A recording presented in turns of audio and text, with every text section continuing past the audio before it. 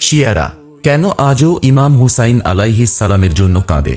1400 বছরেরও বেশি সময় পেরিয়ে গেছে, তবুও কেন এই শোক শেষ হয় না? কারণ কারবালা শুধু একজন মানুষের মৃত্যুর ঘটনা নয়, কারবালা সত্য আর মিথ্যার চূড়ান্ত লড়াইয়ের নাম। ইমাম হুসাইন আলাইহিস সালাম ক্ষমতার জন্য যুদ্ধ করেননি। তিনি মাথা নত করতে অস্বীকার করেছিলেন জুলুমের সামনে। তিনি নিজের জীবন, নিজের ভাই, নিজের সন্তান, এমনকি 6 মাসের শিশু আলী আসগরকেও আল্লাহর দ্বীনের জন্য কুরবান করেছিলেন। আল্লাহ কুরআনে বলেন, বলুন আমি এর বিনিময়ে আমার নিত্যাতীয়দের প্রতি ভালোবাসা ছাড়া আর কোনো প্রতিদান চাই না।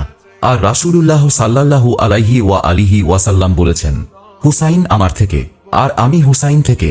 তাই শিয়াদের কান্না দুর্বলতার প্রতীক নয়, এটি ভালোবাসার ভাষা। এটি কারবালার আদর্শকে বাঁচিয়ে রাখার অঙ্গীকার। এটি প্রতিটি যুগের জালিমের বিরুদ্ধে একটি নীরব প্রতিবাদ। কারণ কারবালা শেষ হয়ে যায়নি। যতদিন জুলুম থাকবে ততদিন হুসাইনের নাম বেঁচে থাকবে।